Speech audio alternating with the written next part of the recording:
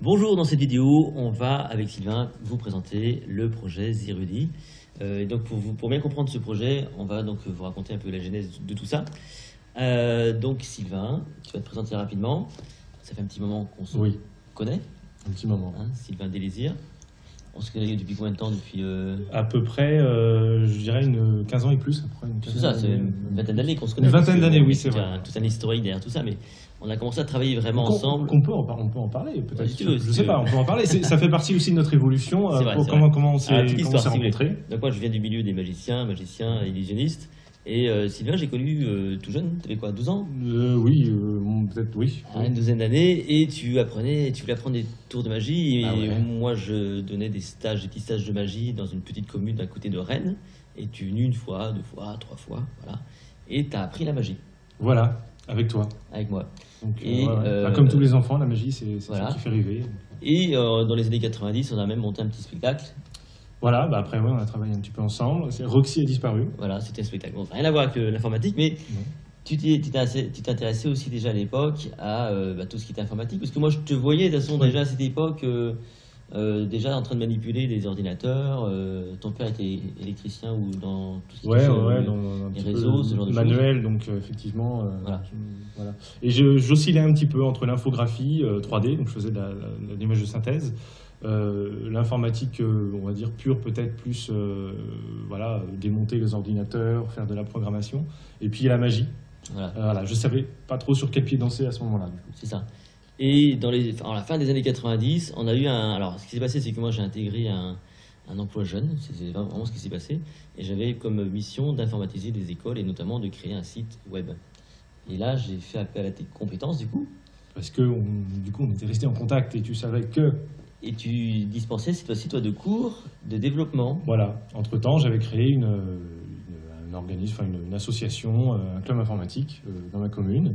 Effectivement, on avait des cours de programmation, la maîtrise de l'ordinateur, le bureautique, Internet, tout ça. Est-ce que tu te rappelles en quelle année? Parce que moi, je me rappelle très très bien. Non. En 1999, exactement. Parce que c'est là que j'ai créé le premier site web pour une petite école. Et de là, on a eu un ami commun, Bernard, qui a eu un projet, lui, c'était de vendre une méthode pour arrêter de fumer. Voilà, aux alentours des années 2000. Voilà. Donc, le premier site web... vraiment formalisé, voilà. Formalisé web marketing, parce que moi, je m'intéressais en plus à l'époque au web marketing, notamment par l'intermédiaire de Christian Godefroy. Voilà. Le premier site web marketing qu'on a créé en commun, moi les textes, toi le site, c'était en 2000. C'était ça. 2000-2001, pas par là. Et tout a commencé un petit peu comme ça, parce que à côté de ça, moi j'avais un livre que j'avais écrit, Les secrets de votre mémoire. Tu commençais à faire ton trou sur Internet, on va dire. C'est ça. Tu commençais à comprendre les ficelles et puis à les explorer au fur et à mesure. Et moi, j'avais peut-être aussi de plus en plus d'envie d'apprendre la programmation et d'essayer par moi-même, parce que finalement c'était en autodidacte, d'apprendre par moi-même à réaliser un site. Et je veux dire, à l'époque, il n'y avait pas de bibliothèque, c'est-à-dire que tu développais un peu à la main quand même. C'était du développement à la main. Alors il y avait Dreamweaver pour ceux qui connaissent effectivement à l'époque, mais très vite, oui, c'était à la main, bloc-notes. Je t'ai vu travailler sur du JavaScript, du PHP, ce genre de choses. Il n'y avait pas tous les outils actuellement, mais c'est normal. Même quand on voulait vendre. On est 15 ans en arrière. Voilà, PayPal n'existait pas, il n'y avait pas de vrai système de paiement sécurisé, il n'y avait pas d'interactivité, le Web 2.0 n'existait pas pour le coup. Et ce qui s'est passé, c'est que, en parallèle de tout ça... Google existait, par contre. Google existait. En parallèle de tout ça, moi, en fin 2003, 2004, j'ai commencé à pencher sur un site web statique qui s'appelle lessecrets.com, qui s'appelle toujours lessecrets.com, dans lequel, donc, j'ai créé une page de vente pour vendre un e-book. Donc, le livre que j'avais écrit, un e-book. Ça, c'était en 2004. Donc ça, tu m'en parlais, mais moi, je ne prenais pas part du tout. Tu explorais en même temps que moi, finalement, le milieu d'Internet. Alors, à l'époque, des systèmes de capture d'email, c'était des trucs complètement à part. C'est-à-dire qu'on capturait les emails qui arrivaient dans un fichier bloc-notes, et on utilisait notre propre système d'emailing, donc c'était souvent Outlook, pour envoyer des emails. Donc c'était absolument pas... Tu envoyais bien les emails en ton nom sur ton poste. C'est ça. Voilà, c'est ça. Puis alors les paiements sécurisés, c'était un petit peu l'Eldorado, quoi. On avait un truc qui s'appelait EuroWeb Payment à l'époque. Ils avaient ça à l'époque. Qui était à mon avis très mal codé. C'était très très mal codé de mon souvenir. Je dois dire que actuellement, les paiements des banques, c'est pareil. C'est toujours aussi Bon, mal fait. C'est pour ça qu'on utilise d'autres systèmes. Bon bref, et à partir de là, c'est vrai que moi j'ai utilisé des services extérieurs, de paiement sécurisé extérieur, d'autorépondeurs à un moment donné, notamment c'était Aweber. À Weber, À l'époque. il me semble que tu avais installé. Ouais. Et aux alentours de 2004-2005 surtout, Ouais. on a eu un projet commun, c'était Club de Magie. Voilà. Parce que toi, tu étais toujours bien ancré dans la magie quand même à ce moment-là. Et puis, bah, moi, je commençais à un petit peu choisir plus forcément l'informatique et la programmation, et beaucoup moins l'infographie 3D, l'image de synthèse, Ouais, et, puis, voilà. et puis la magie. Ouais. Il y a un peu moins de magie aussi, ouais, exactement. On ne peut pas tout faire, on ne peut pas être bon partout. Voilà, le projet était cohérent parce que tu avais fait de la magie, j'étais magicien, tu étais informaticien, moi je m'intéressais à tout ça. Et on a sorti Club de Magie, mais surtout dans Club de Magie, pour la première fois, on avait donc intégré, je pense, le premier vrai autorépondeur français, j'ai l'impression, Ouais. parce que je crois pas que ça existait en fait. Oui, ou à la marge, quoi. C'était pas. Oui, c'était pas. Je pense pas. Enfin, j'ai pas souvenir d'en avoir vu beaucoup, Bah non. en tout cas. Ouais. Non, je pense qu'on était vraiment dans les premiers, avec aussi tout un système de gestion de bases de données. De base de données, voilà. Ouais. Donc avec gestion de base membres, donc qui correspondait avec l'autorépondeur, on pouvait faire des relances. Donc Bah, disons que c'était à l'époque, c'était un peu fou de la part enfin, les gens en voyant ça de l'extérieur, de trouver ça peut-être certainement un peu fou parce que tu remettais un service comme ça, c'était toi qui devais le gérer, quoi. Donc base de données, tout ça, ça pouvait peut-être paraître une marche trop grande à sauter. Et on nous a pas dit que c'était impossible, peut-être. Donc on a foncé alors, là-dedans. faut bien comprendre que là, tu étais en stage, parce que moi, j'avais créé mon entreprise, Ouais. tu étais en stage, moi, je t'ai confié le projet, je me suis pas forcément posé trop de questions, ça a marché. Ah, tu te disais que j'étais quand même pas trop mauvais. Bah, c'est un peu l'idée que j'en avais. C'est globalement un peu l'idée. Ah oui, voilà, parce que j'avais vu des ces choses années, quand même, je voilà. pense, ouais. Voilà. Et à partir de là, il s'est passé autre chose, donc tu as fait ton stage, et après, tu t'es intéressé au développement à la gestion de serveurs. Disons que c'est un tout. C'est une fois qu'on a mis le doigt dedans, quand on aime ça, on a envie, en tout cas pour ma part, on a envie de toucher à tout, bien tout comprendre. Ça nous permet de mieux utiliser les choses, d'optimiser les choses. Et effectivement, pour héberger ces sites-là, faire au mieux, il faut comprendre et gérer les serveurs. Et donc, ton projet m'a permis, moi, d'avoir un projet pour commencer à creuser tout ça, quoi. C'est ça. Mais de façon vraiment très professionnelle. Voilà. Alors qu'avant, c'était plus du bricolage, on va dire. Là, on a vraiment commencé à faire quelque chose de pro. De pro, exactement. Et je précise quand même que c'était, en tout cas sur la partie magique, c'était le premier site web où on apprenait des tours de magie avec des vidéos, parce qu'à l'époque, les vidéos, c'était même pas encore. Toi. Non, c'était du FLV, c'était, voilà, il n'y avait pas de quand même HTML5 ou quoi assez que ce soit. novateur. C'était, Hein, oui, c'était, voilà. Alors, suite à ça, il s'est passé quelque chose. Donc, tu as fini ton année, tes études, tu t'es mis à ton compte. Si je peux rajouter, pour Club de Magie quand même, c'est là aussi, on avait fait un choix de ne pas utiliser YouTube. Il me semble que YouTube c'était déjà marginal, à mon avis. C'était marginal, mais ça existait déjà et on avait décidé de ne pas utiliser et de faire plutôt nous-mêmes. Très tôt, nous, on a misé sur nos propres outils, de tout développer en interne et de pas dépendre d'outils extérieurs, quoi. Le moins possible, en tout cas. Le moins possible. Parce que d'une part, ça nous permet de faire exactement ce qu'on veut. Oui. Et d'autre part, s'il y a un service qui meurt demain, nous, on ne l'utilise pas, donc on n'est pas impacté par ça. Et ça, vous allez voir, c'est très important pour la suite, parce que ça va conditionner toute la suite. Tu termines tes études, et moi, je te propose un second projet. On est en 2006. C'est mon site, refaire mon site lessecret.com, mais avec un truc un peu plus complexe. Parce que jusqu'à présent, c'est juste une page web avec l'accès à un e-book. Là, moi, ce que je voulais, c'était un espace membre avec autoréponse intégrée, toute une gestion d'exercices en ligne. Tu voulais approfondir, je pense, le site et faire en sorte qu'il soit un petit peu plus pérenne, parce que là, tu en étais encore quand même un peu des fichiers parfois statiques, et ça te prenait du temps. Et ça correspond aussi à l'évolution de mon côté, parce que du coup, il y a l'évolution de Sylvain. Mais moi, de mon côté, j'ai abandonné progressivement, évidemment, l'événementiel, les spectacles, pour me consacrer à de l'intervention, à de la formation, notamment sur la mémoire. Et je voulais proposer tout ce que j'avais en contenu mémoire au grand public, et pourquoi pas à mes clients classiques. Donc, ça a commencé vraiment à germer cette histoire de transmettre sur Internet des contenus, d'être à à la base et d'être maître de ses contenus sur Internet sous différents formats. C'est là où notre histoire, je trouve, est intéressante parce que c'est une coévolution, c'est une symbiose. Je disais ça tout à l'heure, c'était peut-être un petit peu humoristique, mais c'est un petit peu ça. C'est-à-dire que toi, tu as évolué dans ton métier, dans réellement ce que tu voulais faire. Et puis, moi, c'est ce qui m'a permis aussi, tes projets m'ont permis de me mettre sur la voie et puis de creuser bien le métier, quoi. Donc, c'est ça. C'est là où c'est intéressant, c'est une évolution ensemble, quoi. Donc, système de blog aussi à l'époque, un système de blog sur lequel on a tout de suite oui. parié. Je crois qu'on était dans les aussi premiers à ce moment-là, parce que l'avènement du blog, on a vu ça plutôt aux alentours de 2008-2009. Et bien, dès 2006-2007, il y avait déjà ce système de blog.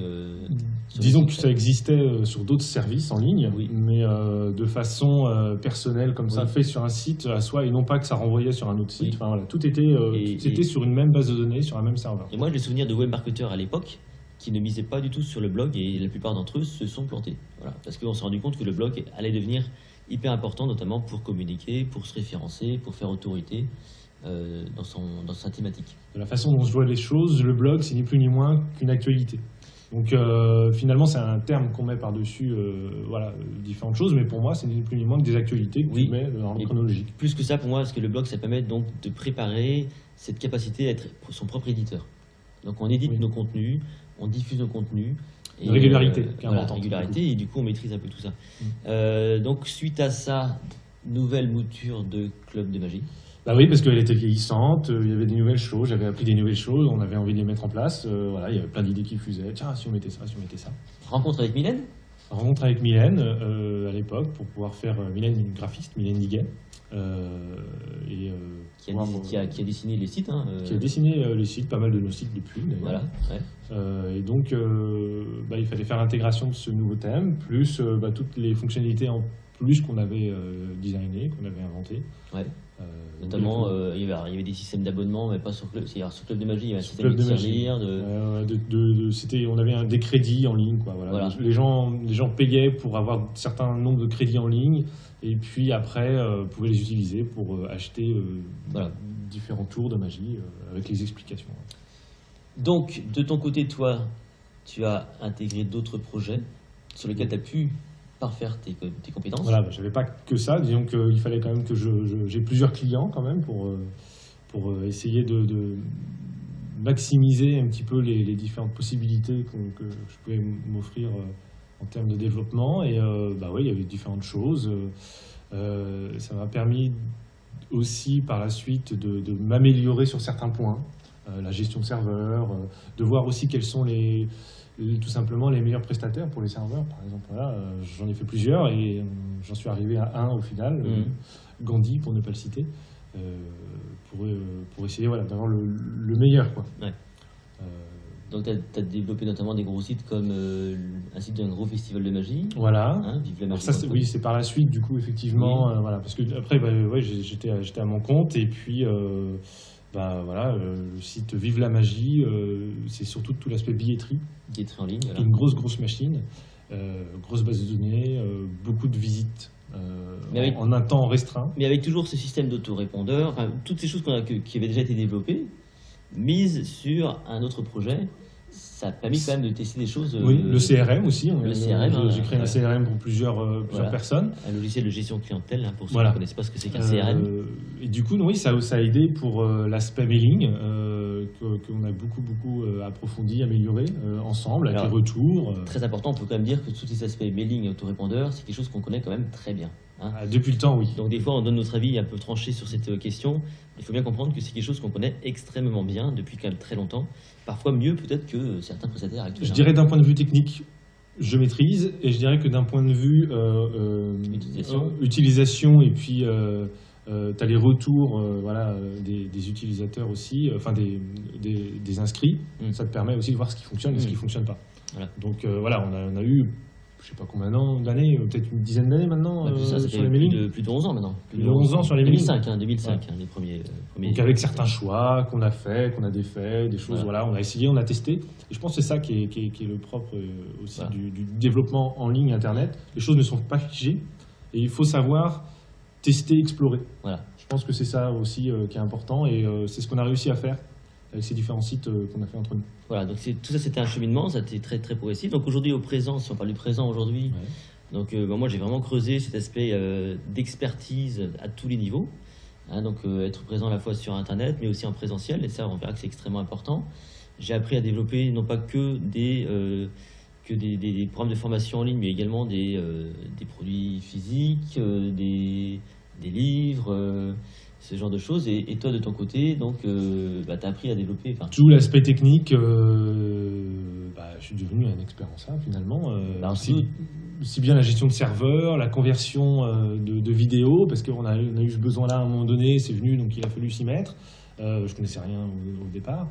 Les éditeurs de texte, on est passé par plusieurs versions et puis on a trouvé une solution vraiment qui nous... Sur mesure, hein. Sur mesure, là, vraiment de A à Z. Ça, c'est assez unique, ça nous appartient pour le coup. Hein. Ça nous appartient, c'est très peu vu finalement. Ouais. Je commence à en voir par-ci par-là.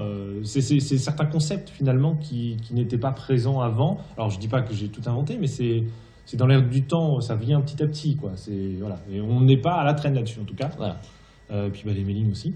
Les mailings aussi, parce que ça fait un certain mailing, base de données, gestion de membres, enfin tout ce qui va derrière, donc on va vous parler tout à l'heure.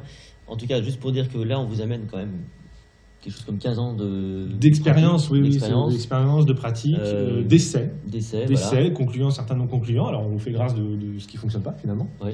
De réseau, hein, parce qu'on va nous on va vous parler également de tout cet aspect réseau. Et donc c'est comme ça qu'est né ce projet. Alors, la genèse de Zerudi, c'est 2008-2009. À peu près, ouais. C'est une question qui, à l'époque, moi en tout cas, m'avait été posée par des collègues qui faisaient de la formation, qui savaient que je faisais quand même de l'argent sur Internet.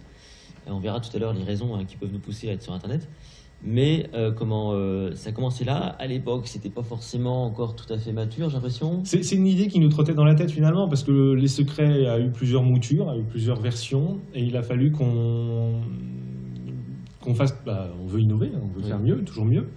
Et il a fallu qu'on trouve une façon aussi d'être un petit peu plus pérenne, de voir l'avenir. Et du coup, on a eu cette idée de faire un Les Secrets, mais plus global. Et ouvert à tout le monde, quoi. Plus global, parce que Les Secrets, ça a été un petit peu finalement le laboratoire qui nous a permis de tester pas mal de choses. Et Les Secrets maintenant est passé sur Zerudi, parce que cette idée nous trottait et on l'a créée. Et donc, voilà. C'est comme ça qu'en 2012. Voilà, de l'idée qui germe. Après, qu'est-ce qu'on fait? Donc, on a eu beaucoup de questions là-dessus. Qu'est-ce qu'on met, qu'est-ce qu'on ne met pas? Et il a fallu le développer, ça prend du temps. Et 2012. 2012, donc on a cette première idée de Zerudi.